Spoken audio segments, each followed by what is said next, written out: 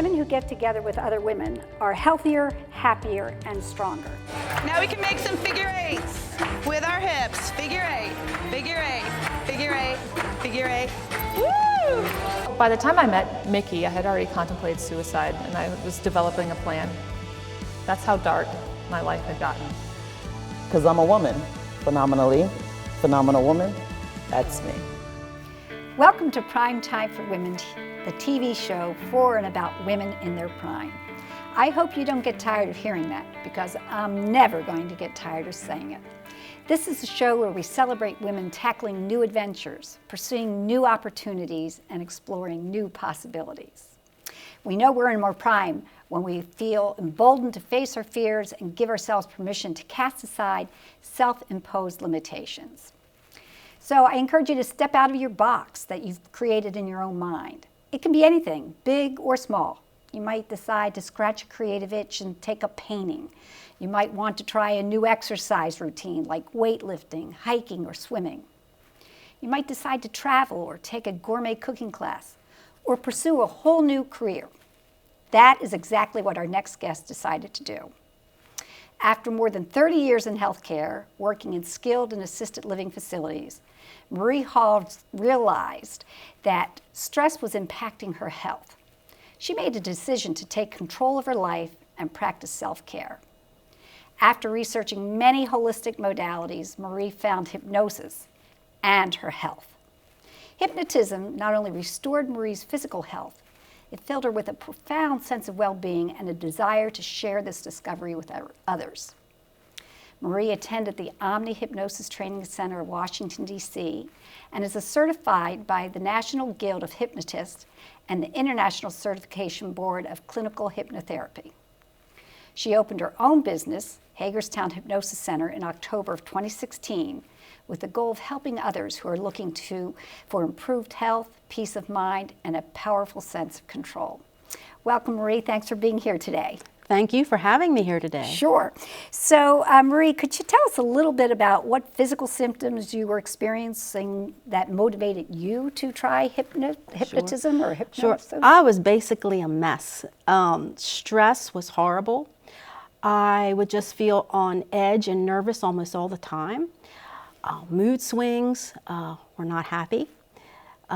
Difficulty sleeping, headaches. My blood pressure was very high. Dizziness, trouble with my vision. Jeez. And to one point, literally, and I was ignoring these things. It's just stress, it'll go away, it's just stress. Mm-hmm. But stress is a silent killer. So finally winding up in the hospital for several days for them to rule out a stroke, which they did, which I was very thankful for, but I knew I was given a second chance, and it was up to me to decide, what did I want to do with that second chance? That's great. And I needed to be able to do something more for self-care, which I wasn't doing anything previously. Well, let me ask you this. Sure. So you, at that point, you decided, I'm going to look into alternative modalities. Mm-hmm. And that's when you came across hypnosis, right? Yes. Mm-hmm. You worked with a certified hypnotist. Yes. How long did you work with that person before you began to realize some of the health benefits associated with hypnotism? Well, I began to notice benefits almost within the very first session. The sessions, it's been a while now, but I believe we had a total of maybe 6 sessions, and they were spaced out maybe a week apart or so. But I noticed benefits within the first session. Wow. Because there were things that I didn't realize that were going on because I was so stressed I couldn't see it. Mm-hmm. And I needed someone else maybe to be able to point those things out to me, be able to teach me ways to decrease and control stress. So I started noticing the benefit within that first session, but as sessions went on, I noticed it more and more. So by the time we were finished, I was like, wow, this is just amazing for me. How could this happen? And I just wanted to know more about it. And I love that when you experienced that, you wanted to share it with others. So yes. that's just really exciting. Yes. I think your website for Hagerstown Hypnosis Center has such a positive vibe. I love it. It says, unlock your potential and live the life you want. Do you really believe that hypnosis can do that for people? Yes, I do, because the mind, the brain is so amazing, and we utilize such a very tiny portion of the brain. And hypnosis allows for us to have clearer thinking, more focused thinking, and be able to make it, the brain literally makes physical changes within the body. And so yes, I do know that hypnosis can do that. I was wondering, what sort of issues or concerns can hypnosis help with? In this area right now, clients come to see me for smoking cessation. That is the #1 reason clients come to see me right now. That's followed closely with stress, anxiety, weight management, fears, phobias, pre and post surgery work. There's not much that hypnosis cannot help with. That's great. Well, we're going to take a quick commercial break, but before we do, I wanted to know just a yes or no. Is this also something that can help with like irritable bowel syndrome, high blood pressure, insomnia, that kind of stuff? Okay, that's great. Well, we are going to take a quick break, but when we come back, you can fill us in particular about insomnia, because so many women, especially associated with menopause, are experiencing that kind of. So we'll cover that when we come back from this short commercial break. Awesome. 14 years ago, he diagnosed her with cystic fibrosis. Our doctors read charts and test results. Knowing my family history, she screened me early for colon cancer. They read medical journals and digital images. But the most important thing they read. He put down the laptop, he looked me in the eye, and listened. Are their patients. Meritus Medical Group, home to your extraordinary doctor. With over 50,000 square feet of merchandise, chances are Labors has what you need. Chairs, Labors has hundreds. You're welcome to come in and try before you buy. Filing cabinets, Labors has hundreds, from verticals to laterals. Desks, cubicles, bookcases, conference tables, and more, and all at up to 70% off. Browse Labor's great selection of global office furniture, and they're happy to announce that they now carry FlexSteel furniture, quality home furnishings at Labor's warehouse prices. It's all under one roof. Labor's on Vasel Boulevard in Hagerstown, family owned and operated for over 40 years.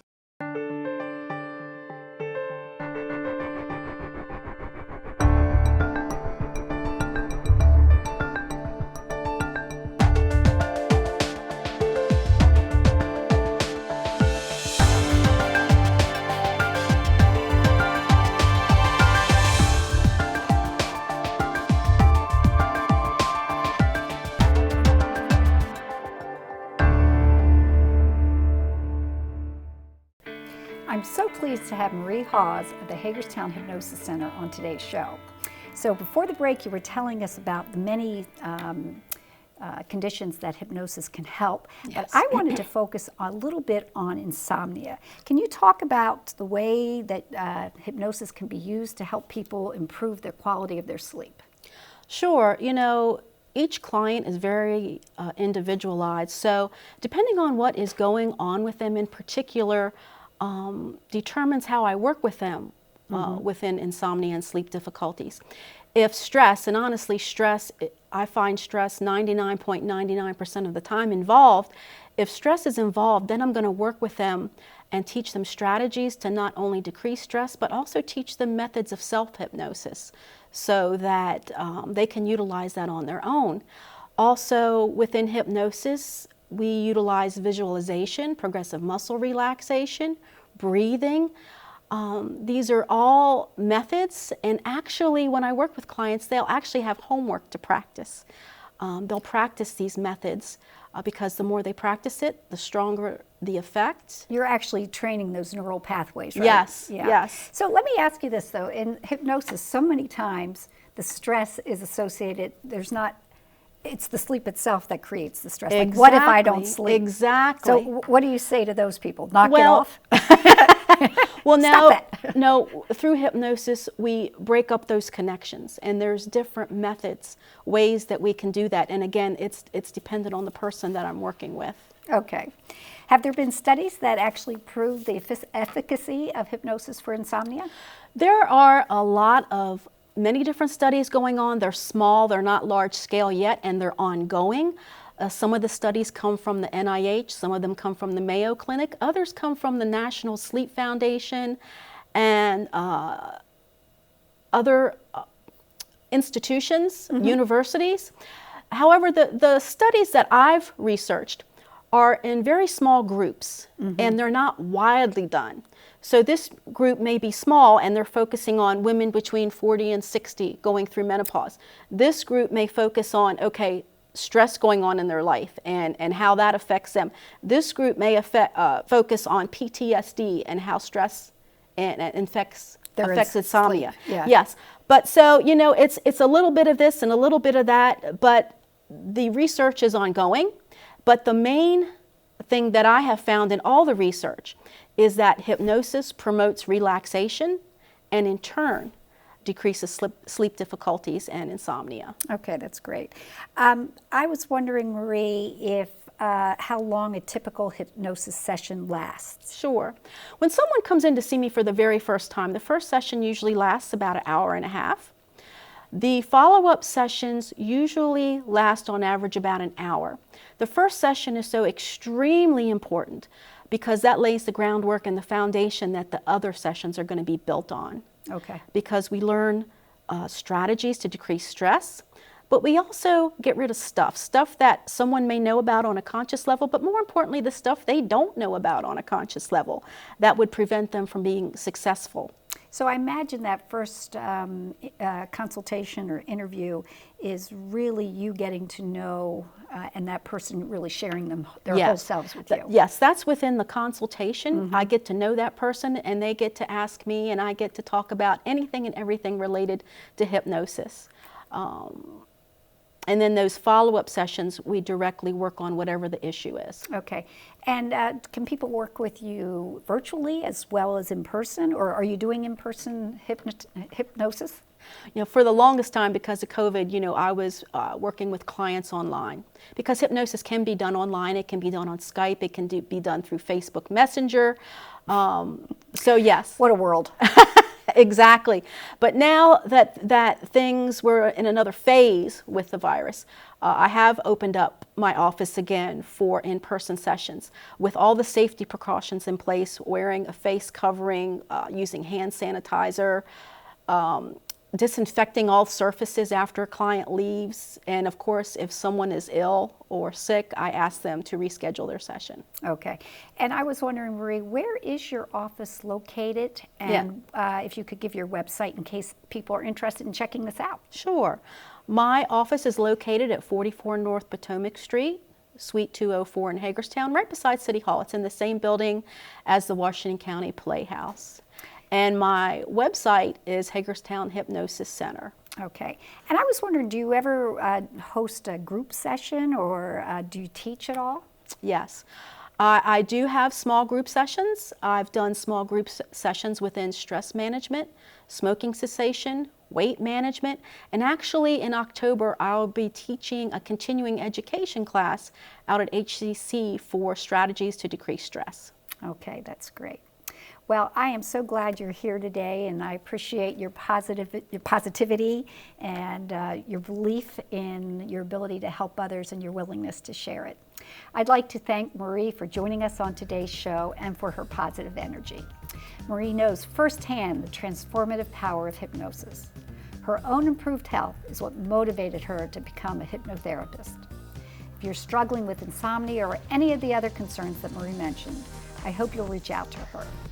As her website states, are you ready for change? If so, discover how clinical hypnosis can help you be your best. Stay tuned, we'll be right back with our next guest. 14 years ago, he diagnosed her with cystic fibrosis. Our doctors read charts and test results. Knowing my family history, she screened me early for colon cancer. They read medical journals and digital images. But the most important thing they read He put down the laptop, he looked me in the eye, and listened. Are there patients? Meritus Medical Group, home to your extraordinary doctor. The DVR, it's changed the way we watch TV. And now, Antietam Broadband takes you to the next level with TiVo. Find your favorites on cable or streaming video faster with voice-activated integrated search. Record up to 6 channels at once and watch from any TV in your home. TiVo from Antietam Broadband. It will change your life. Call today or visit AntietamBroadband.com to learn more. Do you know women who seem to have boundless energy? Women who sometimes leave you feeling tired just watching them live their lives with incredible passion? I do, and one of them is on our show today. Our next guest combines full-time work, parenting, volunteer work, and advocacy, and she makes it look easy, and in the process, she's energized. Charlotte Altenbrink is the co-owner of Dan's Restaurant and Tap House in Boonesboro, Maryland. A stay-at-home mother for 13 years, Ms. Altenbrink recently transitioned back to work when she assumed a more active role in the creative management, marketing, and social media relation of Dan's Tap House. Individually, and through her platform as a small business owner, Charlotte is an advocate for racial equality and social justice. She seeks to raise awareness regarding the need for greater inclusivity and appreciation for diversity in Washington County. Charlotte is also a previvor. After testing positive for BRCA mutation in 2018, she chose to undergo preventive surgeries to reduce her substantial risk for breast and ovarian cancers. She encourages women to never be afraid to be their own advocate and take ownership of their healthcare choices. Welcome, Charlotte. Thanks for being here today. Thank you for having me on. So this is like a chance for you to tell a story, lots of different stories. I'm so glad that you're here. I was wondering if you could first talk a little bit about your family at home and what's going on, your 13 years before you transitioned back into the work world. Sure. So I have 4 kids. My oldest, my son Brady, is 13. My daughter McKenna is 12. And then I have 7-year-old twins, Colby and Quinn, and 2 naughty pugs. Yeah, and what are the dogs' names? Basil and Winston. Okay, there we go. We just want to give everybody a shout out. When did you start taking a more active role in running the restaurant?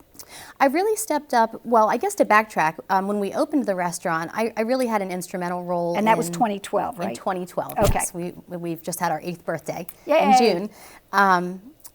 I really took an instrumental role in the design, the implementation of the design, the decor for the space. Right. And that was really an amazing process, and it was wonderful to see it come to life. To feel creative. Oh, yes. Yeah. Yes, and to see all of the ideas sort of come to life was just a very, very cool thing.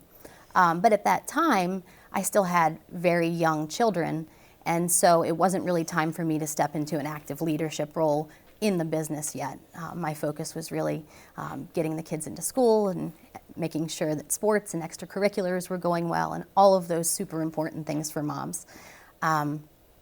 When the twins made the transition to kindergarten last year, it sort of gave me an opportunity to step into a more active role. It gave me the time and space to make sure that their needs were certainly met, but also that, you know, I could meet my need to want to be in the work world. Right. So when you made that decision to go back into the work world, were you excited, nervous, fearful, all 3? I don't know. All of those things. Yeah. Definitely all of those things. I was certainly excited because while being a mother is absolutely my vocation and the thing that I love the most and that will always hold my heart, it was a very exciting prospect to think about being in the adult world again. Right. And just having that level of social interaction again. Right. Intellectual stimulation. Absolutely, yes. Yeah. And at the same time, I think as many women who go back into the workforce, you know, you do have fears about how am I going to balance? Will I be able to meet my children's needs? Will I be able to make sure that everything is prioritized correctly? And that does make you nervous. And of course, there's always the question of, I haven't been out there in so long, am I going to do okay at this? Like, is it going to go well? But you know, I think just hearing you tell your story is so inspiring, because so many women would say, because I don't know, I won't do it. And you said, I don't know, but what the heck, I'm going for it. So I'm so glad that you did that. Charlotte, when you decided to do this, did you have mentors who supported you in this, or was there anybody that you turned to for guidance as you transitioned from home back into the workforce? You know, I really didn't. I really just took a deep breath and jumped into the deep end of the pool. And I am a very fast learner, and I figured I will just learn as I go, and I will figure this out.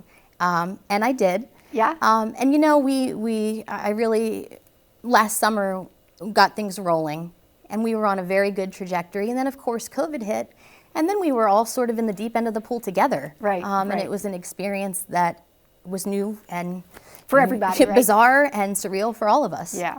As a business owner and a manager, what qualities do you think make a good working environment? Sure.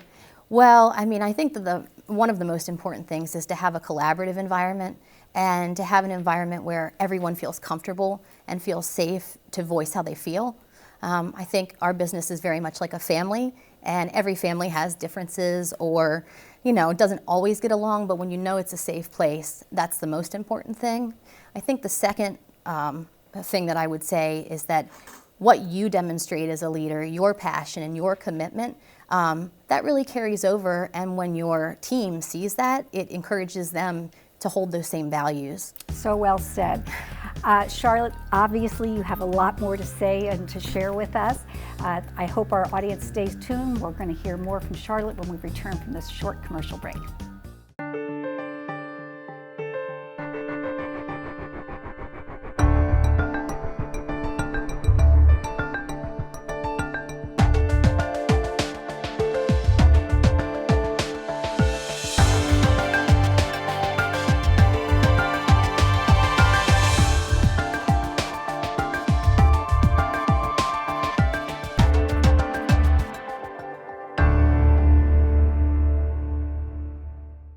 "14 years ago, he diagnosed her with cystic fibrosis. Our doctors read charts and test results. Knowing my family history, she screened me early for colon cancer. They read medical journals and digital images. But the most important thing they read, He put down the laptop, he looked me in the eye, and listened. are their patients. Meritus Medical Group, home to your extraordinary doctor. Before the break, we talked with Charlotte mostly about her family and her business. I'd like now to focus on your advocacy for social justice and women's health. So Charlotte, there was a particular incident that awakened you to the need to be an outspoken advocate for racial equality. Could you talk about that incident? Sure. Well, I have to say that, you know, I've noticed, even being at home with the kids and not in the work world, I've noticed a ratcheting up of tensions, you know, just an unsettling feeling for the last several years. I think the cultural and political environment has not really been conducive to inclusivity. Obviously, when everything happened, when George Floyd was murdered, it was heart-wrenching. And you have to try to explain that to your children. Yes, I had a teenager and a preteen in tears. And it gave me pause to really question, why haven't I spoken out before? Why haven't I been active enough? You know, I felt these things. And I think what happens is, I think good people sometimes don't know what they can do. And because they don't know what to do, they don't do anything. And that is the same thing as being complicit. We don't want to think that, but it is. So when that happened, I felt very strongly, and watching my children and the way that they responded, I felt very strongly that I have a responsibility to, one, show them how important it is to speak out, and secondarily to that, also having a business, having a platform, I feel, gives you a responsibility. And it's something that you can use as a vehicle for positive change. And so that's what I wanted to do. It's both a privilege and a responsibility, right? Absolutely. Yeah. Yes. Yeah. So in your work for social justice, inclusivity, do you have a particular mentor, somebody who you look to who inspires you as you inspire others? I have to say, again, it always for me comes back to my children, not so much as mentors, but honestly, in a way they are. When I look at them and I see, their open-mindedness and their big open hearts, and as I watch through their eyes, and they can't fathom why these things are happening. It's outrageous to them. Mm-hmm. Their hearts are so pure. Yeah. And sorry. No, that's good. That's fine. That inspires me to, want to be a role model for them, to continue that. So really, it's them. Yeah, that's great. And I think sometimes children learn more from what they see their parents do than what they hear their parents say. Yes. So you are you're modeling for them what you hope they would do in a similar situation. Yes, absolutely. So what do you hope to accomplish through these advocacy efforts? Well, there's a saying that politics is local, and I think in many ways advocacy and social justice is also very local and very grassroots. So what I would like to see, and what I think is, it's a community-based effort. Mm-hmm. I would like to see progressive change come to Washington County. I think Washington County is a beautiful, historic place, and I think we have so much to offer. And if we can, cross the boundary into being a more inclusive and progressive environment, I think that it would just be an incredible thing. A great place to raise your children. Yes, absolutely. So I'm going to take a slight conversational turn and ask you about another topic that you're incredibly passionate about.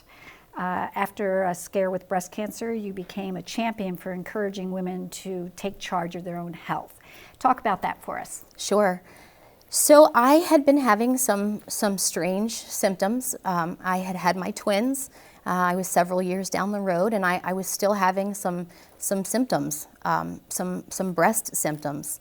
And my doctors gave me a mammogram. I had an MRI. I had all of the, the protocols, and everything looked fine. But I just had a gut feeling that something was not right. Something did not feel right to me. And so I chose to go online. I ordered a hereditary cancer test from Color.com. And you take the test in the comfort of your own home, and you send it in. And really, I did it thinking, I'm just going to check this off the list. It's going to give you peace of mind. It's going, yes, exactly. And everything will be fine, and then I can just sort of rest assured that maybe I was just being, overreactive. And lo and behold, I got a phone call from Color saying that they needed to further discuss my results.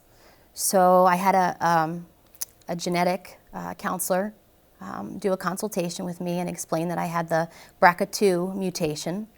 And this floored me. I don't have a family history of breast or ovarian cancer at all.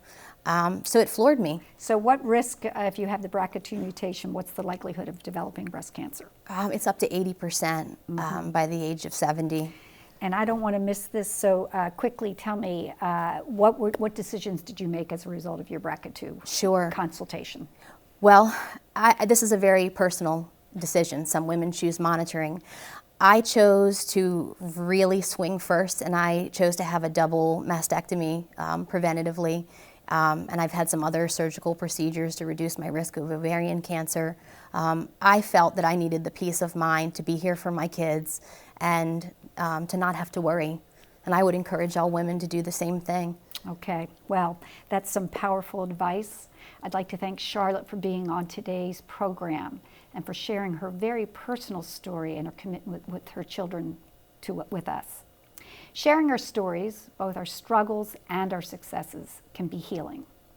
I know it's difficult to new people and to meet new people and share our stories during a pandemic, but I encourage you to try. In revisiting the stories from our past, we can often tap unrecognized strength that can inform present decisions and positively and positively shape our futures. If you are interested in sharing your story in a safe, protected environment, please join the Primetime for Women private Facebook group. Weekly prompts will provide food for thought and provide opportunities for women to experience the healing power of sharing their stories. Thanks for joining us today. I'll see you next time on Primetime for Women.